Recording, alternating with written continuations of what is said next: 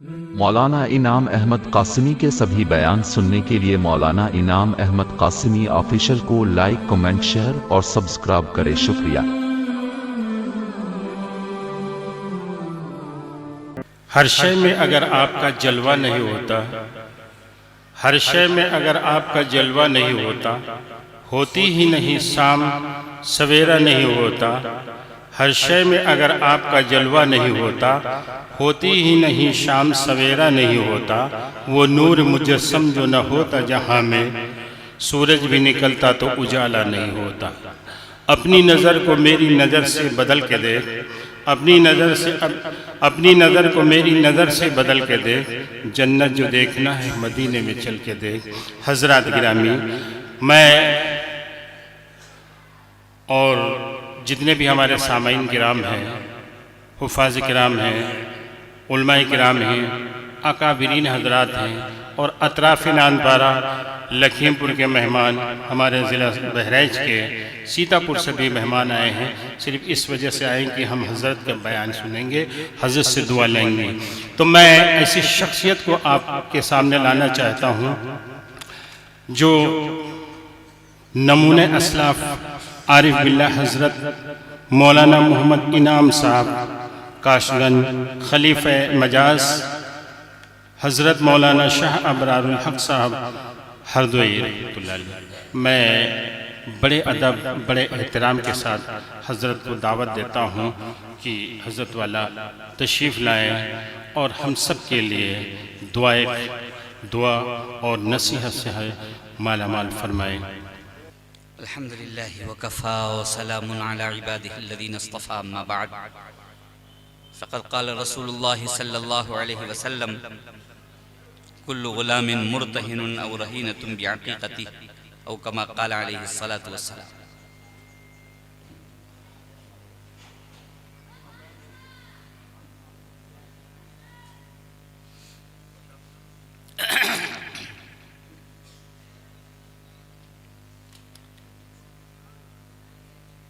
अभी नज़्म पढ़ी थी कारी साहब ने, उसके अंदर बतलाया था कि इस्लाम मदारिस में जो सिखाया जा रहा है दीन शरीयत, पैदा होने से लेके मरने तक।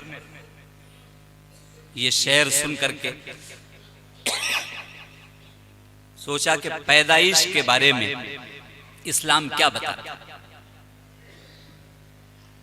ये पहला मदरसा जो माँ की गोद है, बाप का साया है, इस पहले मदरसे में क्या तालीम दी गई। मैंने हदीस पाक पढ़ी, इसके अंदर अहकामात दिए गए। हर मुसलमान को मालूम होना चाहिए कि जब उसके घर में कोई बच्चा पैदा हो या बच्ची पैदा हो,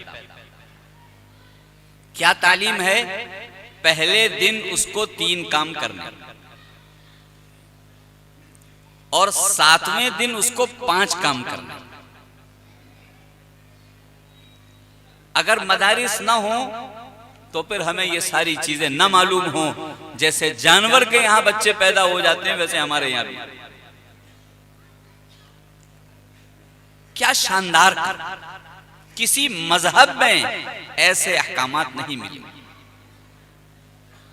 हजरत वाला हरदोई नव्वरल्लाह मरकदहू जिसको फरमाया करते थे कि प्यारे हबीब इमामुल अंबिया सल्लल्लाहु अलैहि वसल्लम का तरीका सबसे असहल, सबसे अकमल, सबसे अजमल, सबसे ज्यादा खूबसूरत, सारे तरीकों में सबसे ज्यादा आसान और सारे तरीकों में सबसे ज्यादा मुकम्मल। पहला काम क्या करेंगे?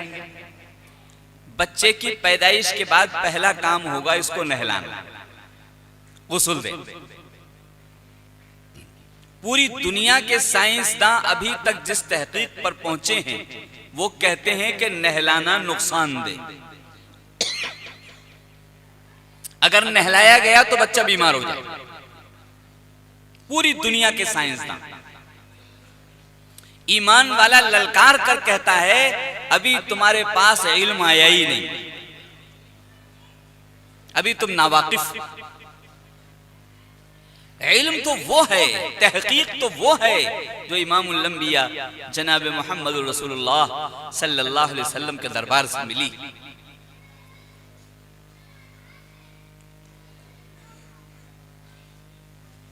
एक जलसा महाराष्ट्र में हुआ और जलसा खत्म हुआ, जवान एक गया, उसी दिन उसके यहाँ रात में ही पैदाइश का मसला पेश आ गया और बीवी को ले गया अस्पताल में, पैदाइश हो गई। इसने डॉक्टर साहब से इतना पूछ लिया कि डॉक्टर साहब मेरे बच्चे को नहला दिया गया? तो वो डॉक्टर लाल पीली आंख करता है और कहता है मुसलमान कल भी जाहिल था और आज भी जाहिल है। कहा जाता है पढ़ो तो पढ़ते ही नहीं, जहालत की बातें कर। ये बेचारा खामोश हो, लेकिन वो सुन के ताजा ताजा गया था कि प्यारे हबीब के यहां सिखाया क्या गया है। उसने कहा मानूंगा तो नहीं, कोई जाहिल कहे या कुछ भी कहे। इसने रात हुई, घर फोन किया जल्दी से पानी गर्म करो, कमरे के अंदर अंगीठी हीटर जलाओ, मैं बच्चे को लेके आ रहा। वो चादर में छुपा के बच्चे को लेके ऑटो पर बैठ के रिक्शे पे घर पहुंचा, नहलवाया और नहला करके गर्म कपड़ों में उसको लपेट कर, कपड़े पहना कर उसे अस्पताल में लाके मां के बराबर में लिटा लिया।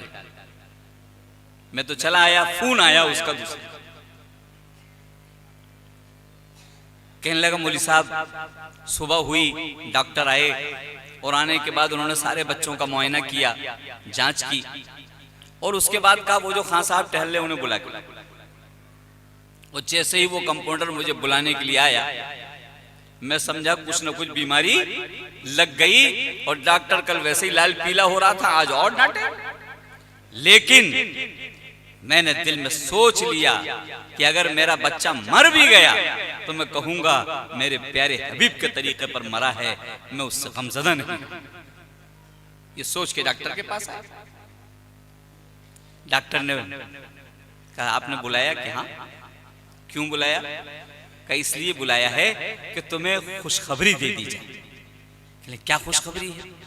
कहने लगे कल जितने बच्चे हमारे अस्पताल में पैदा हुए थे उन सब बच्चों में सेहतमंद सबसे बच्चा तुम्हारा है। खुशखबरी देने के लिए बुलाया। अब उसके बदन में जान पड़ी और कहता है कि डॉक्टर साहब आप तो कह रहे थे मुसलमान जाहिल, क्या हुआ? कहने लगे आपके अस्पताल में जितने बच्चे कल पैदा हुए हैं किसी बच्चे को नहलाया नहीं गया है, वाहिद मेरा बच्चा है जिसको नहलाया गया। और ये 1400 साल पहले की तालीम है। इल्म यहां पर है, सेहत का राज ये है कि मेरा बच्चा मेरे प्यारे हबीब के तरीके पर। आप अब भी मान जाइए और अपने इल्म को सुधार लीजिए।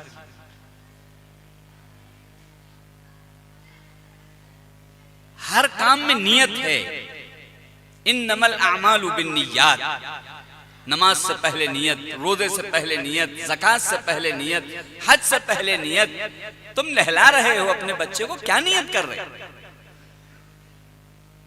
ए अल्लाह मेरे बच्चे को सारी जिंदगी पाक और साफ रहने की तौफीक अता फरमा, इसका बदन भी पाक कर दे, इसकी रूह भी पाक कर दे। जब माँ बाप इस नियत के साथ उसको गुस्ल देंगे तब उसके असरात जाहिर होंगे। रस्म समझ के नहीं, अल्लाह से मदद मांग कर। ये बच्चा कभी नापाक रहने वाला नहीं बनेगा। ये मदरसे का पहला सबक, पहले दिन उसको सबक दिया गया कभी भी तुझे नापाक नहीं रहना। यहां तक इस्लाम कहता है कि जब आए तो भी नहलाओ और जब जाए तो भी नहलाओ, यानी जब मर जाए तो भी नहलाओ। ये नहीं कि मर गया जाके कब्र में रख दो, नहीं, पहले इसे पाक। ये इस्लाम है जिसकी इब्तिदा भी पाकी है, इसकी इंतहा भी पाकी है। पाक अल्लाह है, पाक नबी है, पाक कुरान है, यहाँ की हर तालीम पाक साफ। अगर इस बच्चे को नहलाया नहीं गया या ये नियत नहीं की गई और अल्लाह से दुआ नहीं की गई तो फिर क्या होगा, ये पेशाब करके चैन ऐसे चढ़ाने वाला बन गया। जब कोई कहेगा आओ नमाज को, यही कहेगा मैं नापाक। इसको पता ही नहीं होगा पाकी नापाकी क्या चीज। एक गैर मुस्लिम ड्राइवर मेरे साथ चलता था, चला गया कहीं बाहर। वो मुझसे कहने लगा मैं बीमार बहुत रहता हूँ, कोई तावीज दे दो। मैंने देखो तावीज तो मैं देता नहीं, लेकिन तुम्हें तरीका बताए देता हूँ, तरकीब बताए देता हूँ कि क्या कि जब भी पेशाब किया करो पानी लिया करो, धोया करो। कि अच्छी बात। गैर मुस्लिम होने के बाद उसको अमल करने लगा। कुछ सालों के बाद बाजार में मिला और बहुत जोर दौड़ता हुआ आया कि आपने मुझे पहचाना। मैंने कहा कि तुम वो ड्राइवर हो क्या? कहा। कहने लगे आपने हमको ऐसी जादू की छड़ी दी कि मैं तो अट्टा कट्टा हो गया। मैंने कहा मुझे याद नहीं, बात बताओ क्या कह रहे हो? कहने मैंने बीमारी की शिकायत की थी और आपने कहा था कि इस्तिंजा किया करो, पानी लिया करो। जब से मैंने इस पर अमल किया है मेरी बीमारियां दूर हो गई। ईमान वालों को पता ही नहीं हमारे पास है क्या। 50 डॉक्टरों से छुट्टी हो जाए अगर वो प्यारे हबीब की बातों पर चलने लगे, सारे जहान के सरताज के तरीके पर चले। बड़े बड़े बादशाह हकीमों को भेजा करते थे, जाओ वहां पर आखिरी रसूल हैं, उनके मानने वाले हैं, बीमार पड़ जाएं इलाज कर लेना। साल साल भर ठहरते थे, एक भी बीमार उनके पास नहीं आता था इलाज कराने। बीमारी नहीं हो, सारी बीमारियों की जड़ सारे जहान के सरताज के तरीके को छोड़ना। एक काम हो गया। इस पर एक बात और याद आ गई। नहलाना दुनिया में आने वाले को भी है और दुनिया से जाने वाले को भी, लेकिन इसमें हम लोग गलती करते हैं। नहलाते तो हैं जाने वाले को। जो कफन के लिए कपड़ा खरीद के आता है उसी में से उसे 2 लुंगियां नहलाने वाली काट देते हैं कफन के कपड़े में से, और उसी कपड़े के अंदर उसको नहलाते हैं। ये कपड़ा सफेद होता है। सफेद कपड़े के ऊपर जब पानी डाला जाता है तो बदन नजर आने लगता है। जिंदगी में भी सफेद कपड़ा पहन के सबके सामने नहीं नहाना चाहिए, और मुर्दे को भी सफेद कपड़ा डालकर नहीं नहाना चाहिए। नंगे होने का गुनाह, मुर्दे को नंगा करने का गुनाह पड़ेगा, कयामत में जवाब देना पड़ेगा। रंगीन कपड़ा लाना चाहिए, मोटा कपड़ा लाना चाहिए, उसको डाल करके नहलाना चाहिए। इसमें बहुत गलती हो रही है। तो पहला काम हो गया नहलाना। दूसरा काम हुआ इसके दाएं कान में अजान कहो, बाएं कान में इकामत कहो। कान में उंगली लगाना का जरूरत नहीं है यहां। दाएं कान में अजान के कलमात, बाएं कान में इकामत। क्या नियत की जाए? अजान तो दावत ताम्मा है, मुकम्मल दावत। इसको सब कुछ इसके कान में कह दिया गया। कोई कहे साहब अभी तो छोटा सा बच्चा है, क्या पता इसे क्या हो रहा है, नहलाने से इस पे क्या असर पड़ेगा, अजान देने इस पे क्या असर पड़ेगा। ये तो ना समझ है, भी कुछ जानते ही नहीं। यखरुजुकुम बुतूनी उम्महातिकुम ला तालमून शैया। अल्लाह ने तुमको ऐसा निकाला, वल्लाहु यखरुजु, अल्लाह ने तुम्हें ऐसा दुनिया में भेजा कि तुम कुछ नहीं जानते। लेकिन ये मतलब नहीं अब सब कुछ सीख रहा है, सिखाया जाए। मोबाइल है, न इसका हाथ है, न पैर है, न कान है, न नाक है, न दिमाग है, न दिल है, कुछ दिखाई नहीं। लेकिन अगर मोबाइल को आप चालू करके रख दें, आपकी एक एक हरकत को ये टेप नहीं कर लेंगे, आपकी एक एक चीजों को सीख नहीं लेंगे। जब आप खटका दबाएंगे सब कुछ नकल कर देगा जो कुछ आपने किया। इसके तो अकल भी है, दिल भी है, हाथ है, पैर है, आंख है, कान है, सब कुछ है। ये कुछ नहीं सीख रहा है, ये सब कुछ टेप कर रहा है। एक एक चीज इसके अंदर फीड हो रही। अजान दो, अल्लाहु अकबर अल्लाह। ए बच्चे, 4 मरतबा हमने अल्लाहु अकबर कह दिया है तेरे सीधे कान में, मालूम हो जाना चाहिए कि दुनिया के 4 रुख हैं, उत्तर दक्षिण पूरब पश्चिम। तू बड़े होकर कहीं भी चले जाना, अल्लाह से बड़ा किसी को नहीं पाओगे। अल्लाह सबसे, ये कलिमात उसके कान में कह के तुम्हें दुनिया में भेजा जा रहा है अल्लाह के नाम को बुलंद करने के लिए। अपने नाम को बुलंद करने की फिक्र मत करना, अल्लाह के नाम। तुम्हारा नाम कहां है? कोई नाम नहीं है। अगर तुम्हारा नाम बाकी रहने वाला होता तो 100 का मजमा है तो 100 में शायद 2 बता सकें कि उनके परदादा का नाम क्या है। किसका नाम बाकी रहेगा? है? मरते ही सबसे पहले नाम ही तो छिनेगा तुम्हारा। अब्दुल रहमान अब्दुल रहीम बीमार है और जहां रूह निकली तो कोई नहीं कहता कि अब्दुल रहमान अब्दुल रहीम को कब ले जाओगे, वो तो कहता मिट्टी कब जाएगी। गया नाम, नाम की कहानी खत्म। इस नाम को, अपने नाम को नहीं, मैं करने के लिए तुम्हें दुनिया में नहीं भेजा गया है। अल्लाहु अकबर अल्लाहु अकबर। अल्लाह के नाम हमेशा रहने वाला नाम, इसी पे तुमको जिंदा रहना है, इसी की तालीम। तीसरा सबक बहुत बेशुमार सबक। जिस तरह आज तुम खामोशी के साथ अजान सुन रहे हो, सारी जिंदगी जब जब तुम्हारी मस्जिद की अजान हो खामोश हो जाया कर, जैसे आज खामोश। अजान खामोश रह के सुनी जाती है, इसलिए तुम्हें सुनाई जाए खामोश। अजान के वक्त बकवास मत करना, बातें मत करना। जिस मस्जिद में नमाज पढ़नी है उस मस्जिद की आवाज जब कान में आ जाए, अल्लाहु अकबर अल्लाह।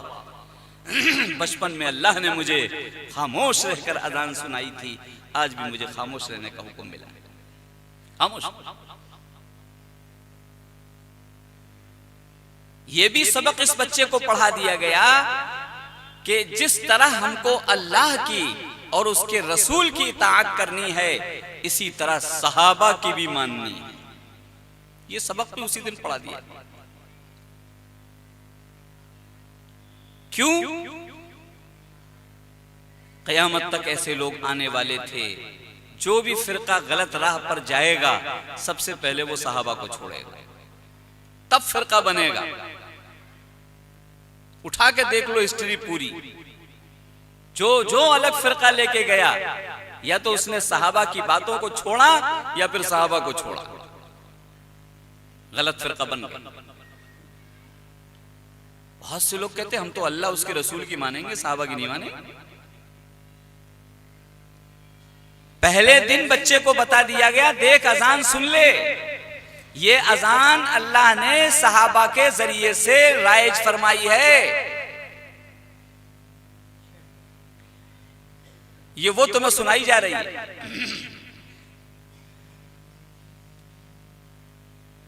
जब नमाज फर्ज हुई, कैसे बुलाया जाए नमाज के लिए, सबने अपने अपने मशवरे दिए। प्यारे हबीब को किसी का मशवरा पसंद नहीं आया। सारे जहान के सरताज इमामुल अंबिया सल्लल्लाहु अलैहि वसल्लम ने फरमाया, इसमें यहूदियों की मुशाबहत, इसमें नसारा की मुशाबहत, इसमें कुफ्फार की मुशाबहत, इसमें मजूसियों की मुशाबहत नहीं, ऐसा नहीं बुलाया जाए। मजलिस खत्म हो गई, कोई बात पास नहीं हो पाई। जब अल्लाह के हबीब परेशान हैं और अजान नमाज के लिए बुलाने के क्या किया जाए मशवरा हो रहा है, कोई हल नहीं निकल रहा, तो अल्लाह तो फौरन जिब्राइल को भेज दिया करता था। भेज देता कि जाओ जिब्राइल बता के आओ, ऐसे अजान दिया जाए और ऐसे नमाज पढ़ी जाए। नहीं, अल्लाह ने जिब्राइल को नहीं भेजा। अल्लाह को भी मोहर लगानी थी सहाबा के अमाल पर, अल्लाह ने जिब्राइल को नहीं भेजा, बल्कि ख्वाब में फरिश्ता सहाबी के पास आता है और वो ख्वाब में देखते हैं कि तुम्हें नमाज के लिए बुलाना चाहते हो, हम बताएं कैसे बुलाया जाए। कि बताओ कि देखो ऐसे, अल्लाहु अकबर अल्लाहु अकबर अल्लाहु अकबर अल्लाहु अकबर। ये सहाबी ख्वाब में सारे कलिमात याद कर सुबह होती है, प्यारे हबीब की खिदमत में आते हैं, या रसूल अल्लाह सल्लल्लाहु अलैहि वसल्लम, कल मशवरे में कोई बात तय नहीं हो पाई, आज मैंने ये ख्वाब देखा है, क्या ये कलिमात ठीक रहेंगे? सहाबी को ख्वाब दिखाया जा रहा है। ये सहाबी वो हैं जिनकी माननी है क़यामत तक के आने वालों।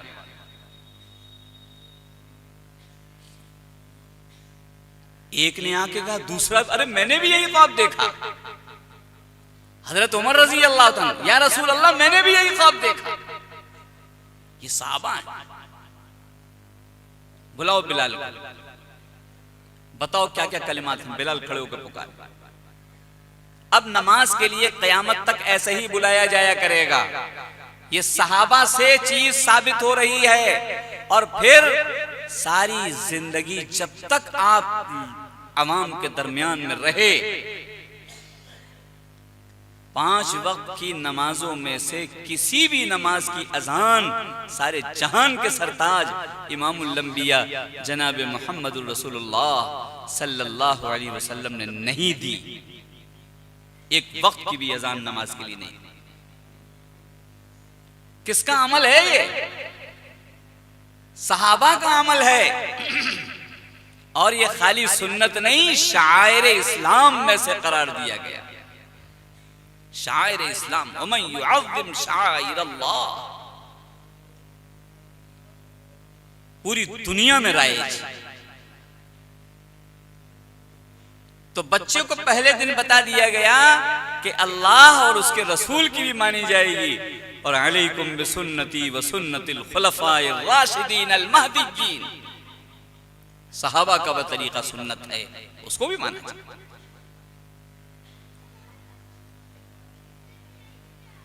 किसी के बहकावे में नहीं आए, अजान से महरूम हो जाओ। 20 यूं चीजें हैं, इस वक्त उसको जिक्र नहीं किया जाए कि सहाबा से अल्लाह ने क्या क्या साबित करवाया। अजान दी जाए, इकामत की, पानी से बदन पाक हो गया, इन कलिमात से रूह पाक हो। बदन को भी पाक रखना है, रूह को भी पाक रखना है। तीसरा काम ये करो कि खजूर लेकर के आओ, उसका गूदा जिस शख्स जैसा तुम अपने बेटे को बनाना चाहते हो उसी से उसके दांतों से मुलायम करवा के लाके इसके तालू में लगा लो। जैसा बनाना चाहते हो अपने बेटे को।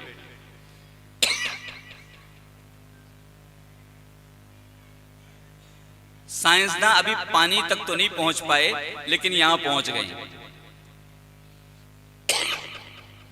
सर्च करके उन्होंने कह दिया कि हाँ, ये बहुत शानदार अमल।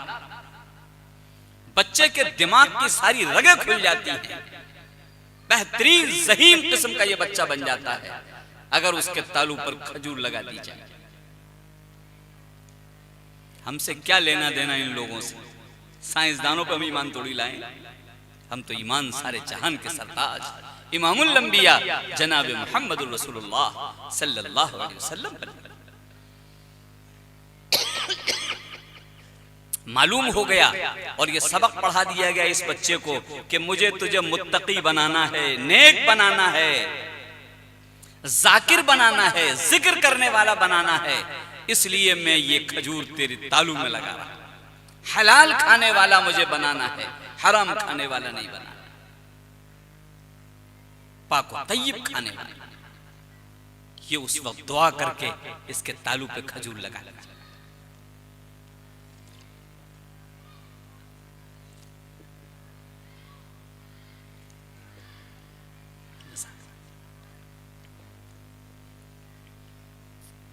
किसी तंबाकू खाने वाले से वो नहीं लाएंगे, ये तंबाकू खाने वाला बन जाए।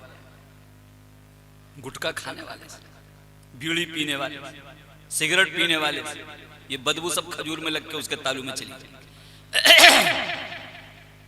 पाक को साफ बनाना है बच्चे हर एतबार से। क्या शानदार अमल है। 3 काम तो हो गए। अब ये हलाल खाने वाला बन जाएगा, जिक्र करने वाला बन जाएगा, अल्लाह को राजी करने वाला बन जाएगा, तकवा हासिल करने वाला बन जाएगा।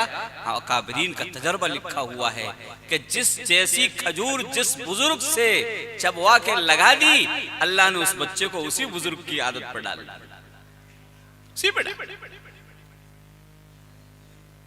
ये पहले दिन का सबक। 3 काम हो गए पहले दिन। अब 7वें दिन का इंतजार कर। 7वें दिन 5 काम करना। पहला काम, इस बच्चे के सर के बाल उतार दो। जो मां के पेट से बाल लेकर के आया है उसको उतार देना, लुगत में उसको अकीका कहते हैं। मां के पेट से लाया हुआ बाल उतार दो। ये 7वें दिन इसके सर के बाल को उतारा जाएगा। इस वक्त की गंदगी और सारी जिंदगी कयामत तक के आने वाली गंदगियों से इसके सर को साफ कर दिया जाए।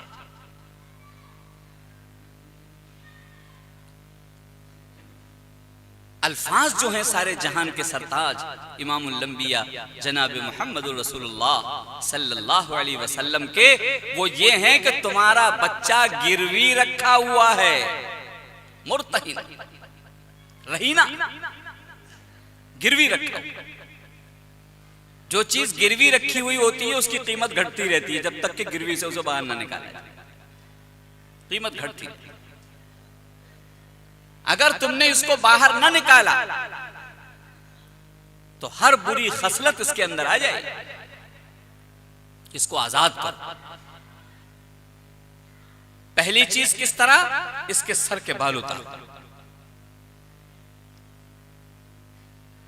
इसलिए कि पेशीन गोई फरमाई थी सारे जहान के सरताज इमामुल लंबिया जनाब मुहम्मदुर रसूलुल्लाह सल्लल्लाहु अलैहि वसल्लम ने कि क़यामत के करीब लोग बालों को उल्टा सीधा रखेंगे, कहीं छोटा कहीं बड़ा।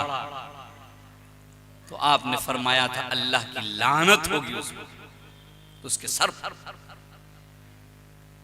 ये इस वक्त माई और बाप इसके बालों को उतार कर अल्लाह से अहद करेंगे और अल्लाह से दुआ मांगेंगे, ए अल्लाह हमने इसके बालों को आपके कहने के मुताबिक साफ कर दिया है, अब जब तक जिंदा रहे इसको बालों की लानत में मुब्तला मत फरमाइए। बालों के अजाब में इसको आजाद कर दीजिए। आजकल कैसे कैसे वो चीजें सामने आ गई हैं। कोई इधर नाली बनाता है, कोई इधर नाला बनाता है, कोई इधर बनाता है। 3-3, 4-4, 5-5 नालियां सर पर बनाई जाए, इसमें से लानतें बह रही। यहां के छोटे, यहां के बड़े, और बालों के डिजाइन ऐसे बनाए जा रहे हैं कि अगर मुंह को ढक दिया जाए, खाली सर के बाल देखे जाएं तो किसी का बाल देख के पता चलेगा खिंजीर बैठा हुआ है, किसी के सर का बाल देख के पता चलेगा कुत्ता बैठा हुआ है, किसी के सर के बाल देख के पता चलेगा घोड़ा बैठा हुआ है। अल्लाह ने इंसान बनाया, क्या बन रहा है? लानत। ये 7वें दिन बच्चे को सबक पढ़ाया जाएगा, ए बेटे तुझे इनमें से कैसा भी नहीं बनना है, तुझे तो प्यारे हबीब के तरीके पर चलना। अगर दुआ मांग कर ये अमल कर दिया गया 7वें दिन तो इनमें से ये नहीं बनेगा। कहीं के बाल बिल्कुल साफ कर दिए, कहीं के बड़े बड़े, लगता है कि दाद हो गई है, खुजली हो गई है, सब झड़ गए हैं बाल इधर उधर के, और बीच के बाकी। और अब तो हेयरवेन और चुटिया सब कुछ मर्दों के पास आ गया। लतीफा याद आ गया कि एक शख्स ने रिजर्वेशन कराया था और वो जब अपनी सीट पर पहुंचा देखा कोई लेटा हुआ है। अब मुंह उसका ढका हुआ है, सिर्फ सर खुला हुआ।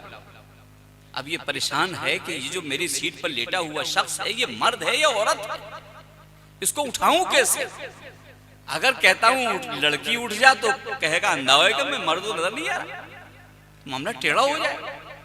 तो कहते हैं वो इस तरीके से कहता था, एक मर्तबा कहता था कि उठ खड़ी हो और एक मर्तबा कहता उठ खड़ा हो। कोई तो होगा दोनों में से। कितनी बड़ी लानत हो गई उसके ऊपर। क्या क्या हम कर रहे हैं, बालों की क्या क्या हमने गद बना दी है, कहां पहुंच गए हैं। फरमाया 7वें दिन इसके सर के बाल उतार दो।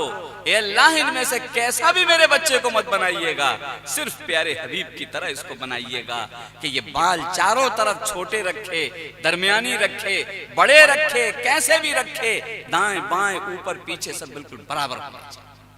ये हैं बाल सारे जहान के सरताज इमामुल अंबिया जनाब मुहम्मदुर रसूलुल्लाह सल्लल्लाहु अलैहि वसल्लम। पहला काम करो, बाल उतारो।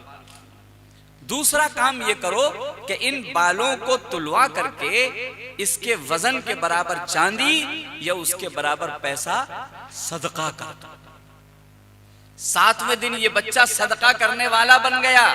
इसको सबक पढ़ा दिया गया कि सदका करना इतनी बड़ी इबादत है कि कुरान पाक में है कि जिस वक्त मौत आएगी और जिसने सदका नहीं किया है वो कहेगा, ए अल्लाह थोड़ी मोहलत दे दे, थोड़ी मोहलत,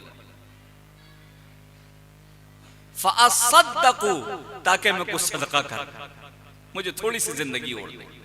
अल्लाह कहेगा बिल्कुल नहीं, अब सदका नाम चीज खत्म हो चुकी, अब चलो इधर। पहली बात कहेगा मरने वाला कि थोड़ी जिंदगी दे दे ताकि मैं सदका कर दूं। कितनी बड़ी चीज है सदका। ये 7वें दिन बच्चे को सिखाई जा रही है, सदका करो अपने सर के बाल। कितना शानदार ये बच्चा बनेगा अगर प्यारे हबीब के तरीके पर इसकी तरबियत हो जाए, इसकी पढ़ाई हो जाए। सदका का 2 काम। तीसरा काम फरमाया, एक सहाबी हजरत सलमान रजी अल्लाह ताला अन्हु तशरीफ लाते हैं, या रसूल अल्लाह सल्लल्लाहु अलैहि वसल्लम, हमारे यहाँ ज़माने जाहिलियत में जब बच्चा पैदा होता था तो हम उसका मुंडन करते थे और मुंडन करने के बाद उसके सर पर खून लगाते थे।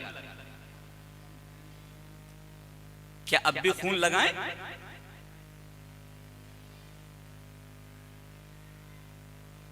बहुत से मजहब में आज भी है कि फलाने पानी के किनारे जाकर के मुंडन करेंगे, और देखा देखी मुसलमान भी करने लगे कि फलाने मजार पर जाके मुंडन करेंगे। एक बच्चा मदरसे में नाम लिखवाने के लिए आया, उसका बाल बहुत बड़े बड़े थे और पूरा बांध के चुटिया उसकी बनी हुई थी। मैंने कहा भाई ये क्या हुआ? कहने लगे मन्नत मानी थी कि फलाने मजार पे मुंडन करेंगे, अभी तक पैदा होने वाले बाल कटे नहीं हैं क्योंकि पैसे हुए नहीं है वहां तक मजार तक जाने के लिए। कहां जा दूसरों की नकल, प्यारे हबीब की बात। 7वें दिन वही बाल काट।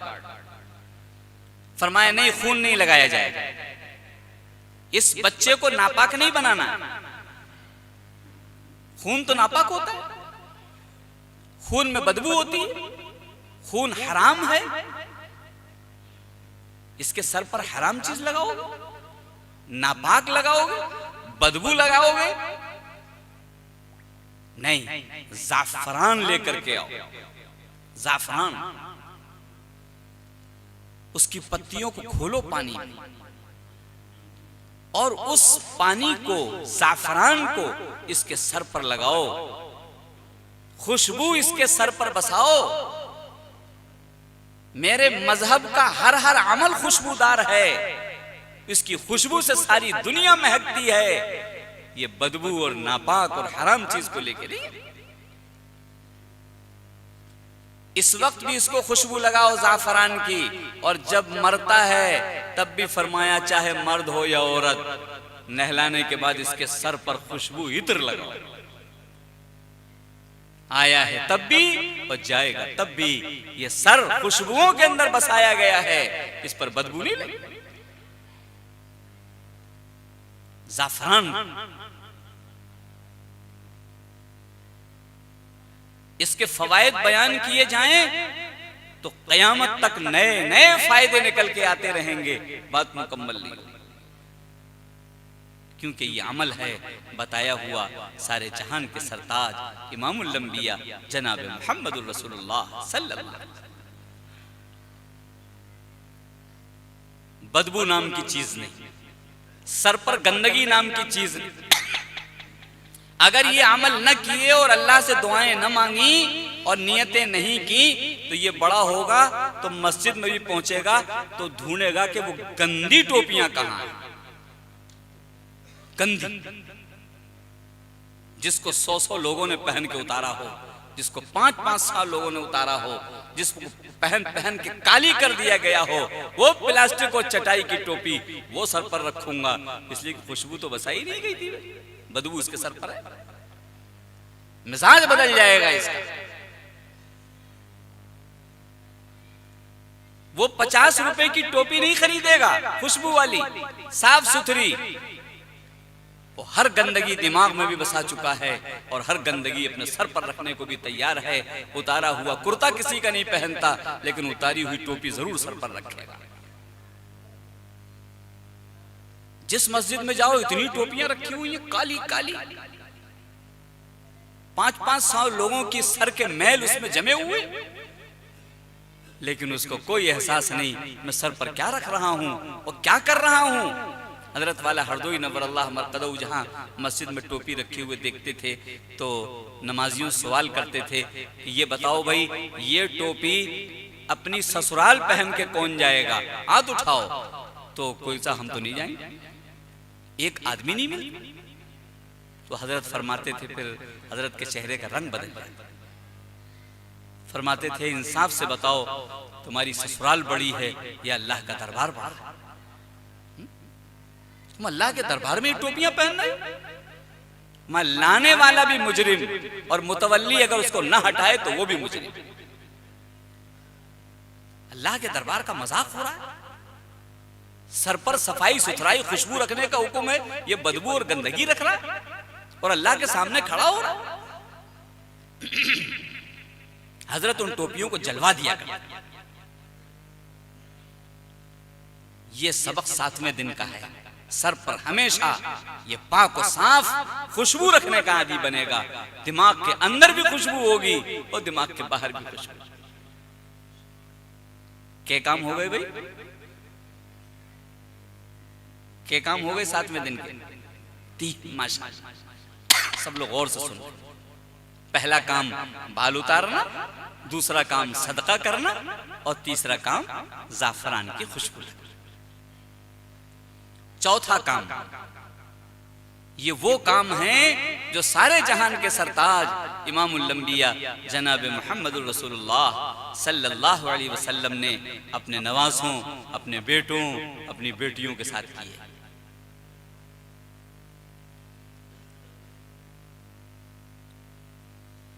चौथा काम ये होगा कि 7 दिन में मशवरा कर लो कि हमें अपने बेटे बेटी का नाम क्या रखना। पहले दिन फाइनल हो जाए, दूसरे दिन फाइनल हो जाए, 7 दिन बहुत होते हैं। यहां 1-1 महीने तक नाम ही फाइनल नहीं होता कि अब्बा ये कह रहे हैं, नहीं अम्मा ये कह रही है, नाना ये कह रहे हैं कि नानी ये कह रही है, दादा ये कह रहे हैं कि दादी ये कह रही है, कोई फाइनल ही नहीं। 7वें दिन फाइनल कर दो, ऐलान कर दो कि मेरे बेटे का, मेरी बेटी का ये नाम, सबको पता चला। नाम कौन सा रखो? सबसे पहले अंबियाए किराम के नाम रखो। हुक्म दिया सारे जहान के सरताज इमामुल अंबिया जनाब मुहम्मद रसूलुल्लाह सल्लल्लाहु अलैहि वसल्लम। अंबियाए किराम के नाम कितने शानदार नाम, पूरी दुनिया में सबसे मुमताज। उनके असरात आएंगे तुम्हारे बच्चे के अंदर, अच्छे अखलाक उनके आएंगे। पूरे पूरे मोहल्ले छान मारो, नूह नाम किसी का मिलेगा? उलुल आज़म पैगंबर है, कुरान पाक में नाम है। अंबियाए किराम के नाम हम कहते हैं ये तो पुराने हो गए, इन्हें अलग हटा दो, नया नाम चाहिए। 1.25 लाख सहाबाए किराम हैं, सब पुराने हो गए नाम। लाखों औलियाए किराम हैं, सब पुराने हो गए नाम।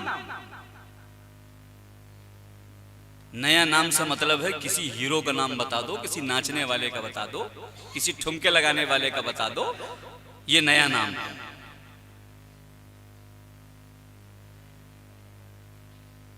और बहुत से लोग तो कहते हैं हम कुरान शरीफ से नाम रखेंगे, कि शीबा नाम रख दिया। शीबा नाम रख दिया लड़की का, कहां मिला? कुरान पाक में सूरह मुज़म्मिल। अरे अल्लाह के बंदो, शीबा बुढ़ा बुढ़िया है या अभी से बुढ़िया हो गई? माने भी तो पूछ लो इसके माने क्या है। कुरान पाक में जो है सब, तो कुरान पाक में तो फिरौन भी है, हामान भी है, शैतान भी है, कारून भी है। ऐसे नाम थोड़ी रखे जाते हैं। ये मोबाइल में देखकर, नेट पर देखकर मत जाओ, न जाने ये नेट कहां ले जाके तुम्हें पटखेगा। ये उलमाए किराम और ये मदारिस बैठे हुए हैं, आओ इनसे सवाल करो, ये तुम्हें बताएंगे अंबिया के नाम क्या हैं, सहाबा के नाम क्या हैं, औलिया किराम के नाम क्या हैं। इनसे पूछ के जाओगे तब कामयाब होगे। और अगर तुम चले गए नेट पर तो पता नहीं कौन सा इमाम तुम्हारा बनेगा, क्या नाम लेके आओगे कुछ पता नहीं। और असर पड़ता है बच्चे के ऊपर नाम। एक साहब कहने लगे, एक बुजुर्ग से साहब समझ में नहीं आया कैसे नाम का असर क्या पड़ जाएगा, कैसे पड़ जाएगा। गधे कहीं के, वो उसका चेहरा रंग बदल गया। क्यों ये चेहरा रंग कैसे बदला है? तुम्हें गधा कहा, तुम गधा हो भी नहीं और नाम चेहरा बदल गया। तो तुम कह रहे हो नाम का असर नहीं पड़ता। तो 1 मिनट में असर हो गया तुम्हारे चेहरे। नाम का असर पड़ता है। 7वें दिन इसको बेहतरीन नाम दे दो कि ये वही बेहतरीन काम करने वाला बन जाए। अरे सारे जहान के सरताज का नाम रखो ना, मोहम्मद नाम रखो ना, क्या शानदार नाम। ये भी पुराना हो गया, नया नाम चाहिए। अरे ये नाम तो मोहल्ले में उनका भी है और हमारे खालाजाद भाई का भी है, लिहाजा ये नाम नहीं रखेंगे। ऐसे ऐसे 7 पुश्तें हुई हैं जिसमें सबका नाम मोहम्मद। रूस में कब्रिस्तान है जिसके अंदर 600 कब्रें बनी हुई हैं और 600 कब्रें वो हैं सबके नाम मोहम्मद। 600 कब्र एक शहर में। जब मदारिस थे, लोग पढ़ते थे तो इसकी कदर जानते थे, क्या होना चाहिए, क्या नाम रखना चाहिए। आज हम मदारिस से बहुत दूर। ये मौलवी मुल्ला हमें क्या बताएंगे। अभी हम नेट में देखते उंगली हिलने लगी, भटक रहे। 600 कब्रें बनी हुई हैं और उस कब्रिस्तान में सिवाय मोहम्मद नाम के कोई दूसरा दफन नहीं किया जाता। आज भी वो कब्रिस्तान मौजूद। मोहम्मद नाम नहीं रख रहे और नबियों के नाम नहीं रख रहे। और अगर अल्लाह के नाम के साथ जो नंबर 1 का नाम है अब्दुल्ला, अब्दुल रहमान, अब्दुल रहीम, अब्दुल जब्बार, अब्दुल गफ्फार, ये भी नाम आला नाम है। और अगर कोई रख रहा है नाम अब्दुल गफ्फार, किसी ने नाम रख दिया तो वो करता क्या है, फिर अब्द को हटा देता है कि अब बंदे को तो हटा दो, अब इसको अल्लाह ही बनाए देते हैं। गफ्फार भाई तशरीफ लाई, उसको गफ्फार बना दिया। गफ्फार के माने क्या है? सारी जहान को माफ कर देने वाला, सबको जन्नत में दाखिल कर देने वाला, सबको बख्श देने वाला। ये तुम्हारा बेटा गफ्फार हो गया। अरे अब्दुल गफ्फार नाम रखा था भाई, गफ्फार का बंदा, और तुमने अब्द उठा के रख दिया। एक साहब आए, कहने साहब रहमान बड़ा अच्छा गाना गाता है। मैंने कहा अर रहमान अल्लमल कुरान, रहमान अल्लाह का नाम है, क्या बकवास कर रहे हो मुंह से। अब्दुल रहमान नाम रखना, रहमान के क्या पुकार। कोई कह रहा है जब्बार चचा आ रहा है, कि जब्बार अल्लाह है, चचा कहां से हो गए। बहुत गलत है। ये सब दूरी का नतीजा है मदारिस से, उलमा से। इनकी कद्र को पहचानो, अच्छा नाम रखो। अच्छा नाम रखकर हम गलती कर रहे हैं। नाम शानदार रख दिया गया अब्दुल रहमान, अब्दुल गफ्फार, और अब्द को हटाए दिया। कोई गफ्फार चचा कह रहा है, कोई भाई गफ्फार कह रहा है, कोई गफ्फार बेटा कह रहा है, और अल्लाह को सब कुछ बनाए दिया। हम तो उनसे भी आगे निकल गए। ईसाई खाली अल्लाह को अब्बा ही बना रहे हैं और हम तो चचा भाई बेटा सब बनाए दे रहे हैं। तो अच्छा नाम रखना और 7वें दिन नाम का ऐलान करना। परवेज नाम मत रखो। ये वो शख्स है जिसने अल्लाह के हबीब के खत को फाड़ा था। ये मदारिस से तो पता लगेगा, कौन बताएगा? तो जिसको देखो परवेज नाम रखा चला रहा है, क्योंकि उसे पता ही नहीं, नेट से देखा। तो अच्छे नाम रखना और 7वें दिन ऐलान करना। क्या काम हुए भाई? 4 हो। 5वां काम, और मोहम्मद नाम में एक बात और याद आई। मोहम्मद नाम रखा जाना अच्छा है, इसलिए कभी भी प्यारे हबीब को या मोहम्मद कह के मत बुलाना। ला तजअलू दुआ ar-रसूल बैनकुम कदुआई बाज़िकुम बाज़ा, कुरान पाक कह रहा है। क्योंकि अपने बेटे का नाम तो मोहम्मद रखोगे, कहोगे या मोहम्मद इधर आओ, तो बेटे को या मोहम्मद कहो, प्यारे हबीब को या मोहम्मद मत कहना। अल्लाह ने पूरे कुरान पाक के अंदर या मोहम्मद नहीं कहा है। हर नबी का नाम लिया, या ईसा इन्नी मुतवफ़्फ़ीक, या मूसा इन्नी इस्तफ़ैतुक, या दाऊद इन्ना जअलना का खलीफा। हर नबी का नाम लेके बुलाया, या ईसा, या मूसा, या आदम, या दाऊद, लेकिन पूरे कुरान में कहीं या मोहम्मद नहीं मिले।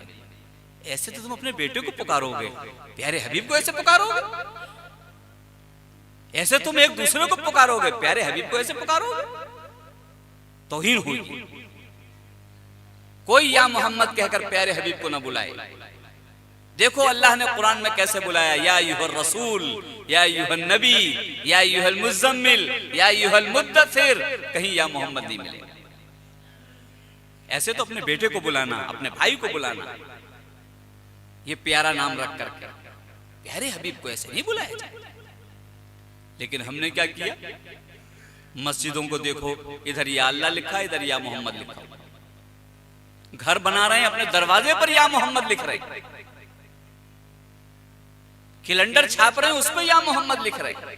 कार्ड छाप रहे हैं, उस पे या मोहम्मद लिख रहे हैं। और समझ रहे हैं हम बड़ी इज्जत कर रहे हैं प्यारे हबीब की। कुरान कह रहा है तुम तौहीन कर रहे हो। नहीं पढ़ोगे मदरसों में, कुरान नहीं पढ़ोगे, तो यही सब हाल होगा और गड्ढे में गिरते चले जाओ।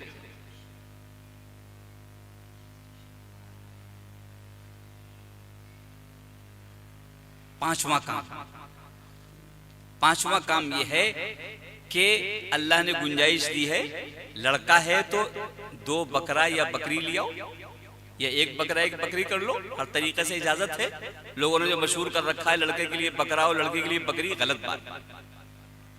लड़की है तो 1 बकरा या 1 बकरी लियाओ, 7वें दिन उसको जुबा करो और उसका 3 हिस्से करो।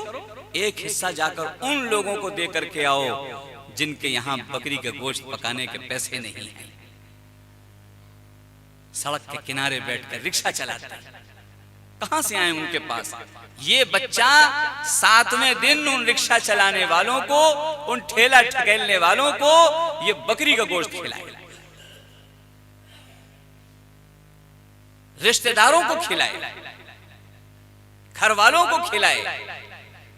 अभी 7वां दिन है, अभी तो हम गोश्त का जायका भी नहीं जानते, अभी तो दांत भी नहीं मिला, अभी तो हम खाना भी नहीं जानते। हाँ, यही तो सबक दिया जा रहा है कि खुद नहीं खाएंगे, सबको खिलाए।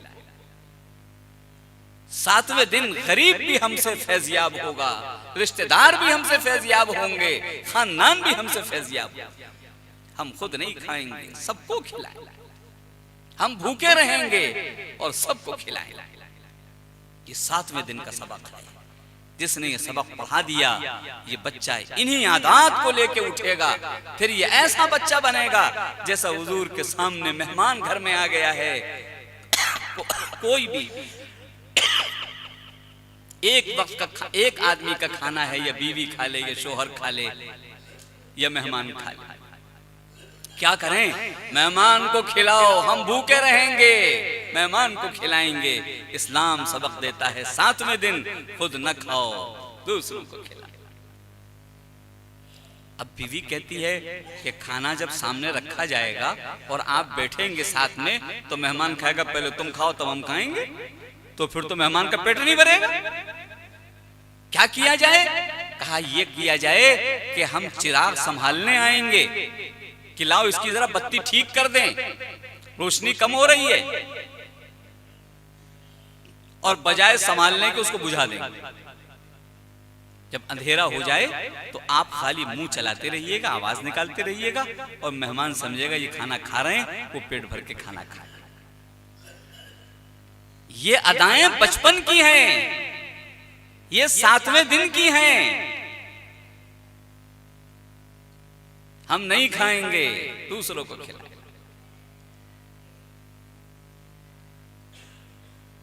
ये बच्चा ये सिफत अंधेरा कर दिया।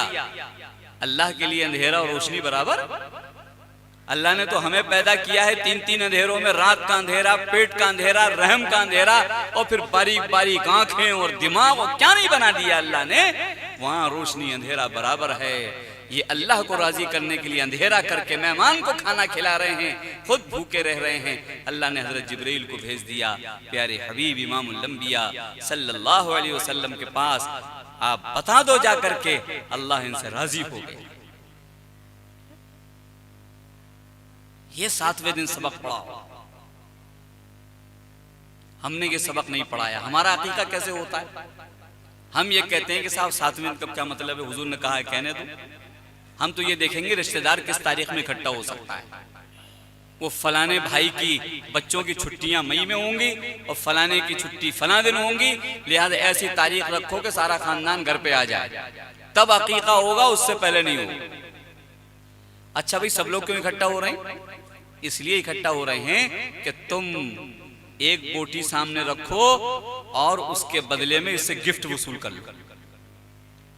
गिफ्ट जो आएगा कुछ ना कुछ तो लेके आएगा, खाली हाथ तो आएगा नहीं।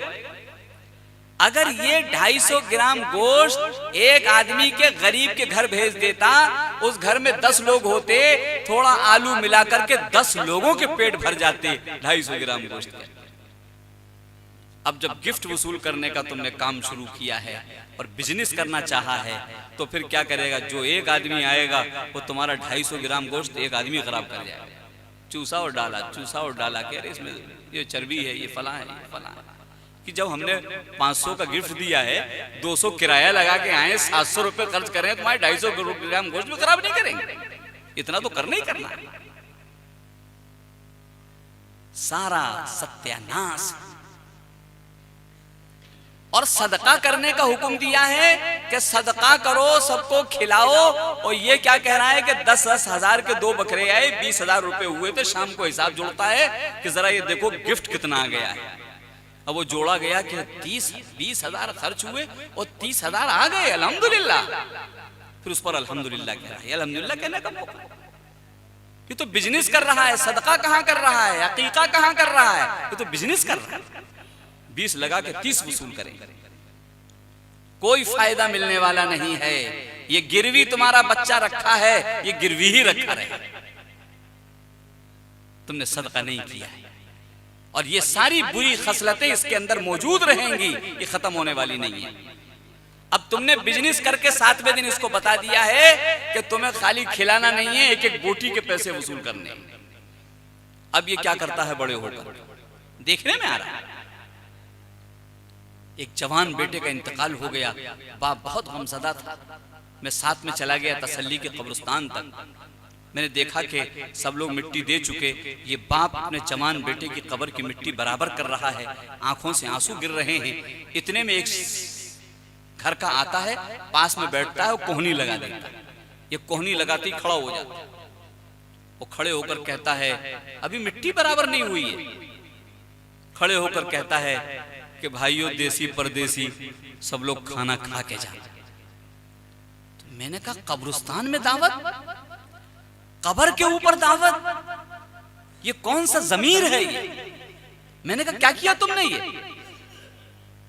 ये कब्रिस्तान में कब्र पर खाने की दावत की जाती है? तो कहने लगा, मौली साहब अगर ऐलान न करता तो ये सब नाराज हो जाते, कि खानदान वाले नाराज हो जाते कि तुम्हारे मरे में आए थे, तुम्हारे गम में आए थे, खाने तो को नहीं पूछा, इसलिए मैंने ऐलान किया। कब्रिस्तान में दावत मांगी जा रही है, खाना मांगा जा रहा है। कब्र के ऊपर, और उस शख्स से जिसका जवान बेटा चला गया।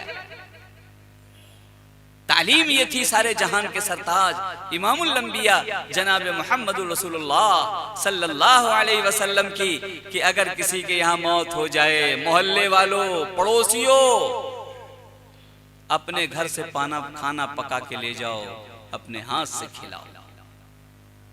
औरतों को हिम्मत नहीं होगी खाना पकाने की, चूल्हा जलाने की, तुम अपना चूल्हा जलाओ, खाना पकाओ और जाके उसे खिलाओ। और जब तक वो खाना ना पकाएं खिलाओ। गमज़दा हैं ये, परेशान हाल हैं ये। रहमतुल लिल आलमीन के तुम उम्मती हो, रहमत बांटने के लिए आया हूं। ये रहमत कयामत तक बंटनी चाहिए, जहमत नहीं होनी चाहिए। क्या प्यारा हो, खाना खिलाओ। और यहां कहता है नहीं, कब्र हो या मुर्दा हो, हमसे क्या लेना देना, खड़े होकर ऐलान करो खाना हमें खाने के लिए दावत दो, नहीं तो तुमसे नाराज हो जाए। कहां चले गए? ये 7वें दिन का सबक हमने बच्चे को नहीं पढ़ाया। ये इसलिए बुरे दिन देखने पड़ रहे हैं। कहां पहुंचे? मरे में जा रहे थे, अपने घर से खाना खा के जाते। अगर दूर तुम्हारा घर है तो रास्ते में कोई होटल पे खा लेते, किसी ढाबे पे खा लेते, या मिट्टी देने के बाद जाके लौट के कहीं खा लेते। तुम उससे खाना मांग रहे हो जिसको प्यारे हबीब ने खिलाने का हुक्म दिया, उससे खाना मांग रहे हो। और मैंने देखा है जिसके घर में मौत हुई है वो बिरयानी खिला रहा है, लोग बैठे हुए कह रहे हैं कि जरा बोटी डाल दो, बोटियां कहां गई? ये उससे मांग रहे हैं जिसके घर में मौत है। और खाली उस दिन नहीं खाते कि आज तो पेट भर गया, ये तीसरे दिन का जरा बता दो कौन से दिन आना है। अभी फिर तैयार बैठे हैं हम, और तीसरे दिन नहीं 10वां दिन फिर खाएंगे, और फिर 40वें दिन खाएंगे। सारी ऐलान कर दो, बार बार नहीं होगा, फिर कहां पूछते फिरेंगे? अभी बता दो किससे खा रहे हो? कुछ रहम तुम्हारे दिल में है? कुछ इस्लाम को पढ़ा है? कभी मदरसे के अंदर हाजिरी दी है? क्या हो रहा है? जिसको खिलाना था उससे खाया जाए, जबरदस्ती खाया। और अगर किसी ने ये कह दिया, एक शख्स मेरे पास आया कि मौलवी साहब मैंने अपना मकान गिरवी रख दिया बाप के इलाज में, सब कुछ मेरा खत्म हो गया, उसके बाद भी इंतकाल हो गया। खानदान वाले पूछ रहे हैं तीजा कब होगा, बिरयानी कब खिलाओ, कहां से लाओ? मैंने कहा उनको बताओ कि कोई सुनने को तैयार नहीं। और अगर न खिलाया तो ये कह रहे हैं मर गया मरदूद, ना फातिहा ना दरूद, 2 रोटी पर मरदूद हो गया। कहां गए हम?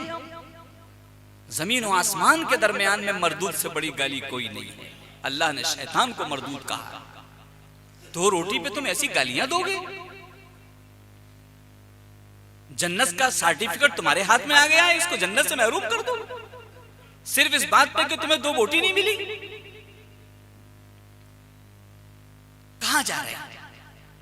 ये 7वें दिन का सबक हमने न पढ़ा न पढ़ाया, न अल्लाह से दुआ की कि मेरे बच्चे को खिलाने वाला बना, तो मरे को भी नहीं छोड़ा। इसलिए प्यारो, आने वाली नस्लों की हिफाजत करो और खुद भी तौबा करो।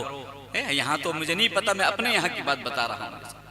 जब बला चलती है तो फैलती सब तरफ चली जाती है, इसलिए तैयार हो जाओ कि ये बला हमारे यहाँ आने ना पाए। उससे पहले अहद कर लो कि हम इसको अपने मोहल्ले में पनपने नहीं देंगे, अपने शहर में आने नहीं देंगे। इतनी बुरी खसलत। किसी इंतकाल में जाएंगे, खाना तो नहीं खाएंगे भाई? हाथ उठा के बताओ। माशाअल्लाह, अल्हम्दुलिल्लाह, बहुत खुशकिस्मत लोग हैं। और ये उलमा की सोहबत में रहने वाले लोग, मदरसे के साए में रहने वाले, यही होता है। प्यारे हबीब की बात मालूम हो जाए तो सब कुछ कुर्बान, कोई परवाह नहीं। इसी तरीके से एक खाना और है। कोई भी लड़के वाला आता और लड़का कहता या रसूल अल्लाह सल्लल्लाहु अलैहि वसल्लम मेरी शादी हो गई, आप फरमाते थे खाना खिलाया? नहीं, जाओ खाना खिलाओ। या रसूल अल्लाह सल्लल्लाहु अलैहि वसल्लम, मेरे बेटे की शादी हो गई, खाना खिलाया? नहीं, जाओ खाना खिलाओ। आओ खाना खिलाओ। कि मेरे पास तो कुछ भी नहीं है, एक बकरी का बच्चा पला हुआ नहीं घर में, क्या है क्या? उसी को काट के खिलाओ, जाओ खाना खिलाओ। इतनी बड़ी खुशी मिली कि 1 रुपया तुम्हें लगाना नहीं पड़ा। 18 साल और 20 साल की जवान लड़की तुम्हें पली पलाई मिल गई। एक दिन तुम्हें कपड़ा नहीं बनाना पड़ा, एक लुकमा नहीं खिलाना पड़ा, पली पलाई लड़की ले आए और घर में इतनी बड़ी खुशी मिल गई, और उसके बाद तुम खाना नहीं खिला रहे? खाना शानदार खाना बताए, जिसमें कर्जा ना लिया जाए, नामो नमूद ना हो, अल्लाह के हबीब की नकल करके अल्लाह ने नेमत अता फरमाई है। खाना अल्लाह के हबीब ने तो ऐसा भी किया, आपके पास कुछ नहीं है खिलाने के लिए, आपने कहा भाई सब लोग अपने अपने घर से खाना लियो, अपना खाना तुम इन्हें खिलाओ, ये इन्हें खिलाए, है दस्तरखान में रखो, सब वलीमा है आज मेरी तरफ से, खाना खिलाओ।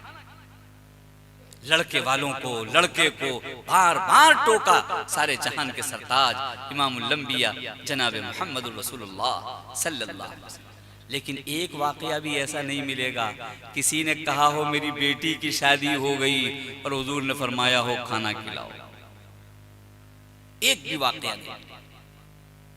क्यों?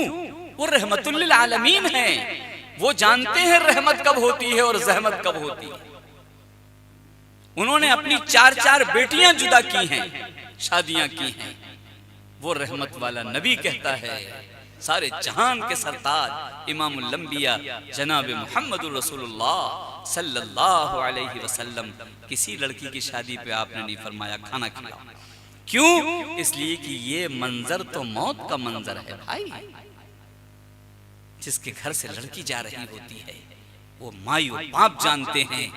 कभी कभी माँ बेहोश हो जाती है, इतने दिनों तक गोदों में पाला, बड़ी हुई 18 साल तक इसने हमारे कपड़े धोए, घर की झाड़ू लगाई, बर्तन धोए, खाना पकाया, प्रेस की, क्या आराम न पहुंचाया इसने।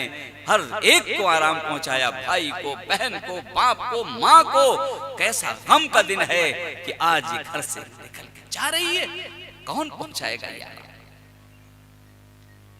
माँ बेहोश होती है, बाप के आंसू नहीं रुकते हैं, भाई मुंह छुपाता फिरता है, रोता फिरता है, बहन भी उसके आंसू नहीं ठहरते हैं।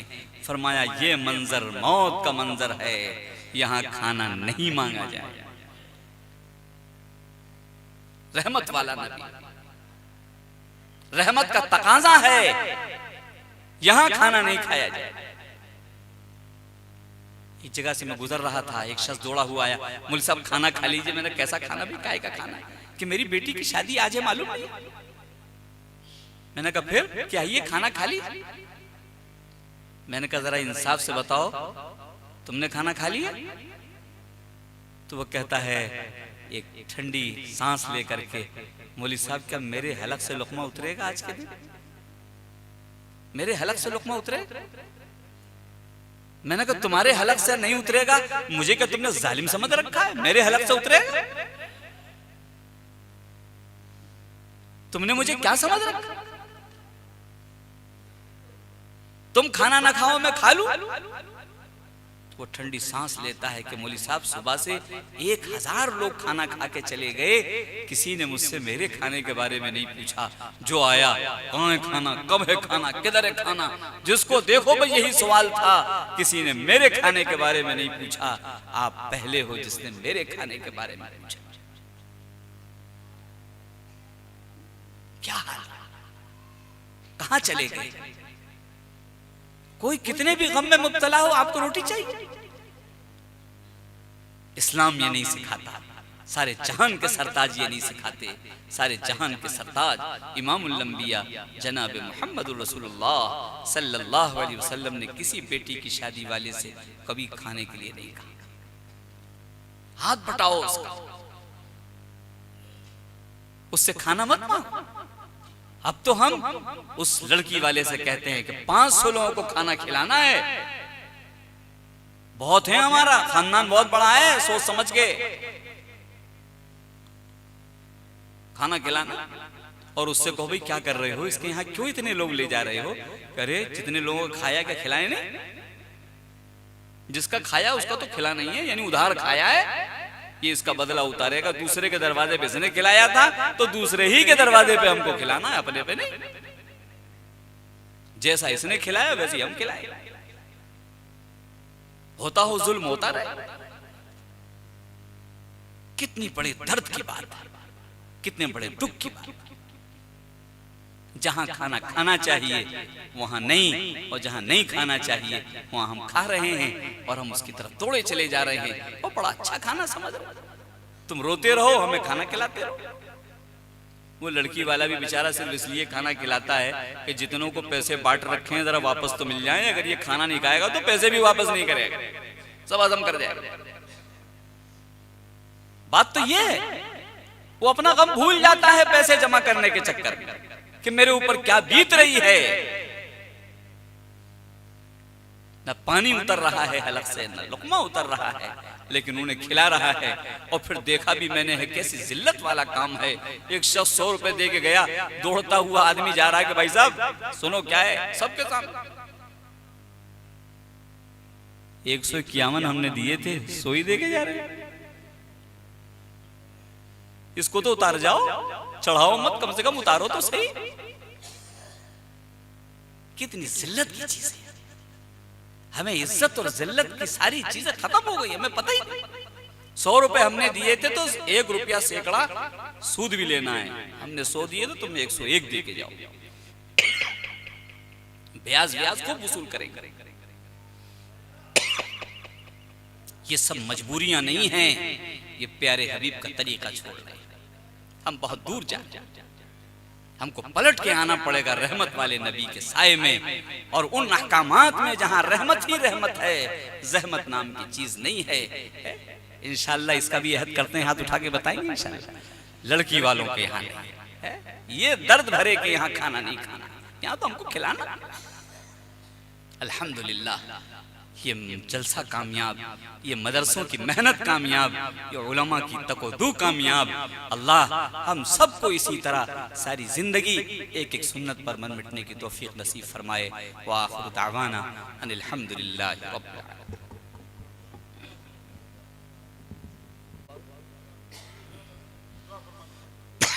दुआ अल्हम्दुलिल्लाहि रब्बिल आलमीन। दुआ के आदाब हैं, पहले अल्लाह की तारीफ करें। अल्लाह की तारीफ क्या? अल्हम्दुलिल्लाह, अल्हम्दुलिल्लाहि रब्बिल आलमीन। उसके बाद दुरूद पाक पढ़ें जो भी याद है। और फिर तीसरा काम यह है कि इस दिल के यकीन के साथ मांगे कि अल्लाह हमको जरूर दे। शैतान हमको बहकाता है कि तुम गुनाहगार हो, तुम्हारी दुआ कहाँ सुनी जाएगी। कुरान शरीफ में 20 जगह अल्लाह ने कहा या इबादी अल्लज़ीना असरफू अला अनफुसिहिम, ए गुनाहगार बंदो मेरे पास आओ, मुझसे नाउम्मीद मत हो, मुझसे मांगो मैं तुम्हें सब कुछ दूंगा। और शैतान कहता है कि गुनहगार की दुआ कहां सुनी जाएगी, कितना दूर ले जा रहा है। अल्लाह हमसे कह रहा है ये गुनहगार बंदो मुझसे मांगो ना। आज हमने मांगना छोड़ दिया है, यकीन कमजोर हो गया, पता नहीं मिलेगा कि नहीं मिलेगा, चलो ऐसे ही मांग लो थोड़ी देर है। बल्कि ये चाहते हैं कि इमाम साहब मांग लें, हमको तो मुंह से मांगना भी ना पड़े। अगर इमाम साहब ने जोर से दुआ ना कराई कि अरे इमाम साहब दुआ नहीं कराई, तुम्हारी जुबान नहीं है मुंह में भी, क्यों अल्लाह से मांगते क्यों नहीं? मांगना छूटता जाए, यकीन से मांगो, अल्लाह हमको जरूर दे। और दोनों हाथों को ऐसे उठाओ कि हथेलियां आसमान की तरफ, चेहरे की तरफ, सीने की तरफ नहीं। दूसरे ऐसे मांगते, हम ऐसे मांगते। दोनों हाथों को मिलाओ मत, थोड़ा सा अलग रखो। बड़ी चीज उठानी होती है तो हाथ अलग किया जाता है, छोटी चीज उठानी होती है हाथ मिला लिया जाता है। जब हम कुरान मांग रहे हैं, प्यारे हबीब को मांग रहे हैं, जन्नत मांग रहे हैं, अल्लाह को मांग रहे हैं, कितनी बड़ी बड़ी चीजें हैं, तो हाथ की शक्ल भी वैसी बनाई जाएगी। हमको बड़ी चीजें चाहिए, छोटी है। अल्हम्दुलिल्लाहि रब्बिल आलमीन वस्सलातु वस्सलामु अला सय्यिदिल मुरसलीन मुहम्मदिन व अला आलिहि व अस्हाबिहि अजमाइन। इलाहुल आलमीन हमारी तमाम खताओं को माफ़ फरमा, तमाम लफ्ज़ों को माफ़ फरमा, हर किस्म की छोटी बड़ी खताओं को दरगुजर फरमा, हर किस्म की खताओं को माफ़ फरमा। इलाहुल आलमीन यहाँ पर जमा करने वालों को कबूल फरमा, हिस्सा लेने वालों को कबूल फरमा, इसमें कोशिश करने वालों को कबूल फरमा, सुनाने वालों को कबूल फरमा, सुनने वालों को कबूल फरमा। इलाहुल आलमीन यहाँ जमा होने वाले वो बाइज्जत लोग हैं जिन्होंने तेरे हबीब की एक एक बात पर कुर्बान हो जाने का अहद किया है, जिन्होंने हाथ उठाए। अल्लाह इनके हाथों को खूब बुलंद फरमा, इनके नसीबे को बुलंद फरमा, इनके मुकद्दर को बुलंद फरमा। यह रहम हर ईमान वाले के दिल में पेवस्त फरमा, उसे समझने की तौफीक नसीब फरमा। पूरी उम्मत मुस्लिमा की इस्लाह फरमा, पूरी उम्मत मुस्लिमा के हाल पर रहम फरमा, पूरी उम्मत मुस्लिमा की मगफिरत फरमा, पूरी उम्मत मुस्लिमा को मगफिरत वाले काम करने की तौफीक नसीब फरमा। हमसे जिन लोगों ने दुआओं के लिए कहा है या लिखा है, या उनका हम पर हक है, या जो हमसे उम्मीद रखते हैं, कहना चाहते हैं मगर उनको मौका नहीं मिला है, आप सबके दिलों के मुरादों के जानने वाले हैं। या करीम सबके जायज़ मक़ासद को पूरा फरमा, सबकी जायज़ परेशानियों को दूर फरमा, जायज़ मुरादों से सबकी झोलियां भर दे। इलाहुल आलमीन हर बीमार को शिफा दे दे, हर मकरूज को कर्ज से बरी फरमा दे। इलाहुल आलमीन हमारे जिस्म को भी सेहत अता फरमा, हमारी रूह को भी सेहत अता फरमा।